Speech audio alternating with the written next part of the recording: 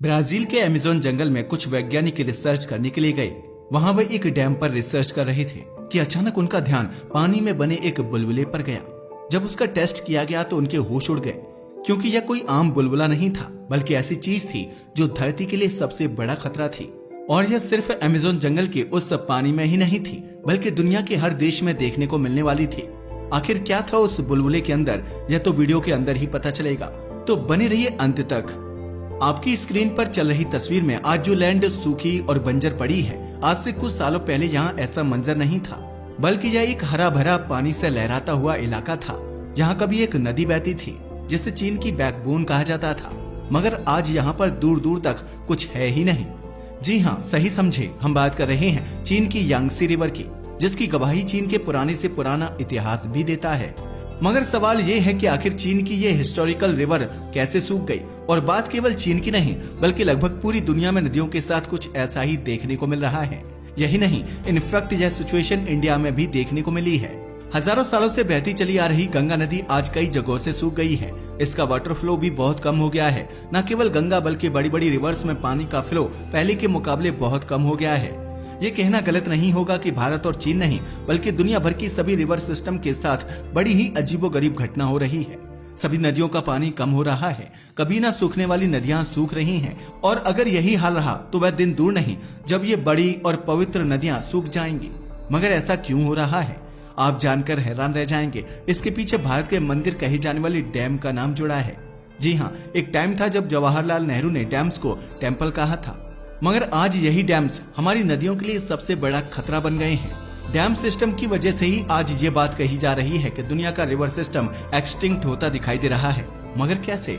Dams तो हमें बहुत सारे बेनिफिट्स देते हैं। इनकी वजह से बिजली बनती है और पानी उन इलाकों में भी पहुंचाया जाता है जहां सूखा पड़ा रहता है।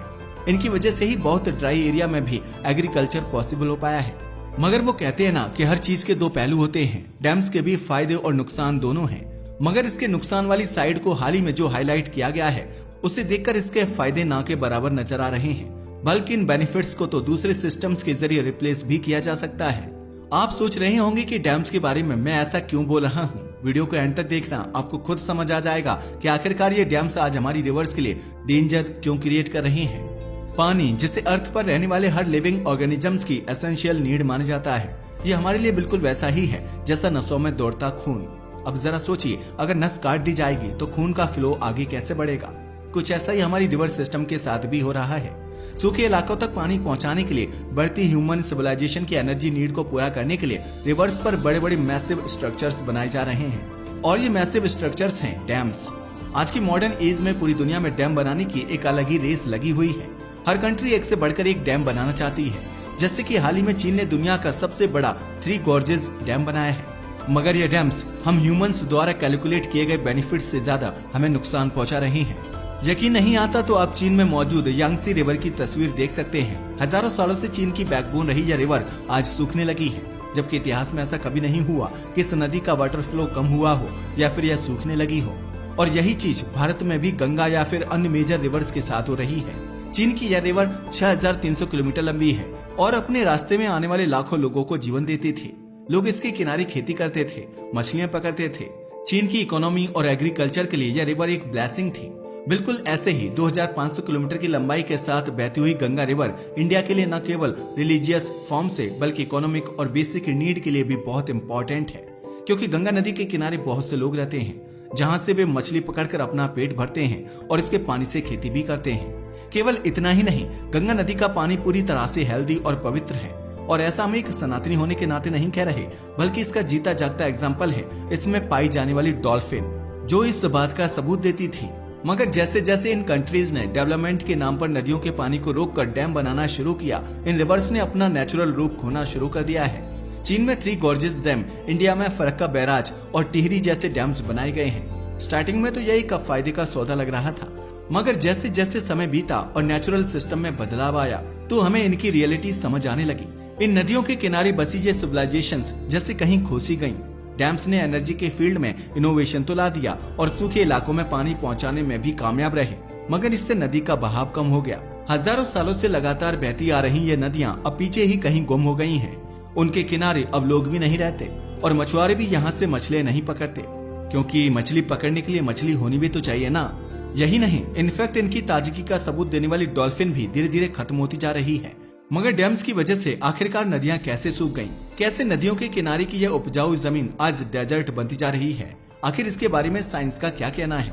इन डैम्स के बनने की वजह से रिवर वाटर फ्लो बहुत कम हो गया है, नीचे की जमीन बंजर हो गई है और पीछे से नदियां सूखने लगी हैं, जिसकी वजह से उनके किनारे बसे लाखों लोग अपना घर छोड़ने पर मजबूर हैं, क्योंकि अब इन रिवर्स में ना तो ज्यादा सेडिमेंट्स आता है जिसकी वजह से एग्रीकल्चर अच्छे से हो पाए, और न ही इनमें उतनी मछलियां होती हैं जिन्हें पकड़कर लोग अपना गुजारा कर सके। चीन की यांगसी रिवर में डॉल्फिन पूरी तरह से विलुप्त हो चुकी है। गंगा की भी सेम कंडीशन है। कई इलाकों में तो पानी की सीरियस प्रॉब्लम हो गई है, जिसकी वजह से किसान अपने खेतों में केमिकल डालने पर मजबूर हो गए हैं, और ये केमिकल फसलों के जरिए आज हमारे खाने में भी शामिल हो रहे हैं। अगर आप इसे देखकर ही हैरान हैं तो जरा रुकिए, क्योंकि यह तो शुरुआत है। इन डैम की वजह से आगे जो हो सकता है इसका अंदाजा तो हम में से कोई भी नहीं लगा सकता, क्योंकि यह डैम हमारे नेचुरल रिवर सिस्टम को तबाह करके इकोसिस्टम को भी बर्बाद कर देंगे।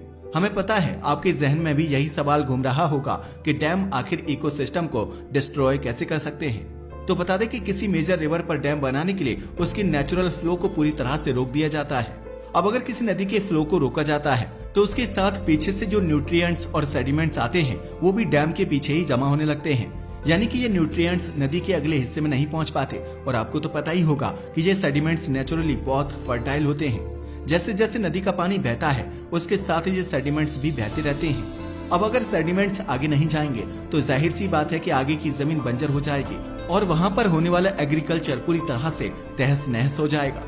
साथ ही इन बड़ी बड़ी कंक्रीट स्ट्रक्चर्स की वजह से न्यूट्रिएंट्स और सेडिमेंट्स नीचे की सॉइल तक नहीं पहुंच पाते या डैम की एक तरफ इकट्ठा हो जाते हैं। जरूरत से ज्यादा सेडिमेंट्स का एक जगह इकट्ठा हो जाने की वजह से टॉक्सिन्स बनने लगते हैं, और दूसरी तरफ सेडिमेंट्स फ्री पानी में मिनरल्स और पीएच लेवल कम हो जाता है। फॉर एग्जाम्पल, चीन के 3 गॉर्ज डैम ने यांगसी रिवर के पूरे सेडिमेंट्स को रोक लिया, जिसकी वजह से नीचे के खेत इनफर्टाइल हो गए हैं और डेजर्ट का रूप लेते जा रहे हैं। और यह सिचुएशन केवल चीन की नहीं बल्कि वर्ल्ड की हर उस कंट्री की है जहां पर बड़े बड़े डैम्स मौजूद हैं। अब वाटर फ्लो का कम होना, नदी का सूखना और सेडिमेंट्स का आगे ना पहुंच पाना, ये सारी चीजें डैम्स की वजह से कैसे होती हैं, ये तो समझ आ रहा है। मगर इन नदियों के पानी से आखिरकार एक्वेटिक लाइफ यानी जली जीवन कहां चला गया? क्या इसके पीछे भी ये कंक्रीट स्ट्रक्चर्स रिस्पॉन्सिबल हैं? जी हाँ, बिल्कुल सही। आपने रिसेंटली यमुना रिवर की न्यूज के बारे में सुना होगा, जिसमें जरूरत से ज्यादा पॉल्यूशन बढ़ गया है और यहाँ पर रहने वाली मछलियां आए दिन लार्ज नंबर्स में मर रही हैं और किनारों पर आ रही हैं। नदियों में बढ़ते पॉल्यूशन से साफ जाहिर होता है कि यह नदियां अब जिंदा नहीं है, और यह सिचुएशन यमुना की नहीं बल्कि वर्ल्ड की सभी मेजर रिवर्स की है। अब इसकी वजह से एक्वेटिक लाइफ भी इफेक्ट हुई है, क्योंकि जब नदी में नेचुरली पानी बहता रहता है तो उसका इकोलॉजिकल सिस्टम बैलेंस रहता है। नदी के पानी में छोटी बड़ी मछलियां, ग्रीन प्लांट्स और माइक्रोब्स होते हैं। ये एक हेल्दी इकोसिस्टम क्रिएट करते हैं। हजारों सालों से ऐसा ही चला आ रहा है। ये टॉक्सिन्स को प्रोसेस करती रहती हैं और नदी का पानी भी साफ रहता है और ये ओवर पॉल्यूशन से भी बच जाती हैं। मगर जब बीच में डैम्स आ जाते हैं तो रिवर वाटर का यह नेचुरल फ्लो रुक जाता है, पानी सड़ने लगता है और उसमें रहने वाली एक्वेटिक लाइफ भी। यही वजह है कि डैम बनने से पहले ये सभी नदियां साफ थीं। इनका इकोसिस्टम, फूड साइकिल सब कुछ बैलेंस था। डैम्स की वजह से एक्वेटिक ऑर्गेनिजम्स की फूड साइकिल डिस्टर्ब हुई है। इन डैम्स ने एक्वेटिक माइग्रेशन को रोक दिया है। ये मछलियां ऊपर जाकर रिप्रोडक्शन नहीं कर पाती। जैसे अमेरिका की कोलंबिया रिवर में बने डैम्स की वजह से सैल्मन मछलियां खत्म होने लगी हैं, और यही हाल इंडिया की भी सभी रिवर्स का है, जहां पर आपको नदी के पानी में जीव जंतु या मछलियां बहुत ही कम देखने को मिलती हैं। क्योंकि डैम भले ही एनर्जी सोर्स हो, मगर इनसे होने वाला पॉल्यूशन किसी कोल प्लांट से कम नहीं है। 2007 में ब्राजील के अमेज़न फॉरेस्ट में कुछ वैज्ञानिक रिसर्च करने के लिए निकले। यह बेल बोआ डैम के रिजर्व पर रिसर्च कर रहे थे। अचानक इनका ध्यान पानी में बने एक बुलबुले पर जाता है, जिसको टेस्ट करने पर पता चला कि पानी का यह बुलबुला मीथेन गैस से भरा हुआ है। जी हाँ, वही मीथेन गैस जो CO2 के मुकाबले 25% ज्यादा हार्मफुल ग्रीन हाउस गैस है। यानी कि मतलब साफ था, ये सभी डैम्स कोल प्लांट्स जितना पॉल्यूशन कर रहे हैं। भारत, चीन, अमेरिका, इन सभी बड़े डैम्स वाली कंट्रीज में यह कंडीशन ऑब्जर्व की गई है। मगर सवाल यह आता है कि आखिरकार इन डैम से यह पॉल्यूशन कैसे हो रहा है? तो बता दें कि नदी अपने साथ पीछे से जो पेड़ पौधे, जीव जंतुओं की डेड बॉडीज लेकर चलती हैं, उन्हें ही सेडिमेंट्स कहा जाता है। डैम की वजह से ये सेडिमेंट्स उसके एक तरफ रुक जाते हैं और वहां पर सड़ने लगते हैं। ऑर्गेनिजम्स की डेड बॉडी से ही ये टॉक्सिन्स बनते हैं, जो बाद में मीथेन गैस में कन्वर्ट हो जाते हैं और एनवायरमेंट में मिलने लगते हैं। जो डायरेक्ट क्लाइमेट चेंज को इफेक्ट करती है। यानी कि green energy source, renewable energy source वाले ये डैम्स हमारे एनवायरनमेंट को सबसे ज्यादा नुकसान पहुंचा रहे हैं। अब ये तो डैम की वजह से होने वाले कुछ ऐसे लॉस थे जो हमें आजकल दिखाई दे रहे हैं। इनकी वजह से हमारी नदियां सूख रही हैं, उनका नेचुरल वाटर फ्लो कम हो रहा है और मीथेन जैसी जहरीली गैस एनवायरनमेंट में मिल रही है। मगर क्या आपने सोचा कि ये डैम्स तो जीते जागते एक तबाही है। जरा सोचिए, अगर आज भारत में कोई भी बड़ा डैम टूट जाता है तो अपने साथ लाखों लोगों को ले डूबेगा।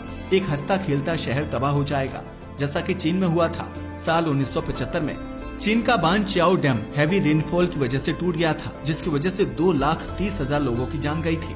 अगर दुनिया में कोई भी बड़ा डैम टूट जाता है तो तबाही का मंजर इससे भी खतरनाक होगा। तो आखिर उसका सॉल्यूशन क्या है? क्या हम इन डैम्स की वजह से होने वाली इस तबाही को रोक सकते हैं? डैम्स के रिप्लेसमेंट के तौर पर small hydro electric power plant और रन ऑफ रिवर सिस्टम को देखा जा रहा है। इनके जरिए नदी के पानी को पूरी तरह से रोका नहीं जाता, बल्कि नदी नेचुरली फ्लो करती रहती है और इस फ्लो से ही टरबाइन को घुमाकर एनर्जी प्रोड्यूस की जाती है। हालांकि इससे डैम की तरह ज्यादा अमाउंट में एनर्जी प्रोड्यूस नहीं होती, मगर हाँ, यह डैम की तरह इकोसिस्टम को नुकसान भी नहीं पहुंचाते। थोड़ा ही सही, लेकिन इससे प्रोड्यूस होने वाली एनर्जी हम सबके लिए सेफ है। दूसरा फैक्ट सॉल्यूशन ये है कि जो डैम टूटने वाले हैं या फिर जिनको टूटने का खतरा ज्यादा है, उन्हें जल्द से जल्द हटाया जाए और ह्यूमन सिविलाइजेशन को उनकी आउटब्रेक से बचाया जाए।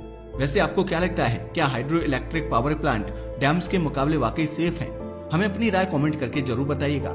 साथ ही अगर आपको हमारी वीडियो पसंद आई हो तो इसे लाइक करके हमारे चैनल को सब्सक्राइब करना ना भूलें। धन्यवाद।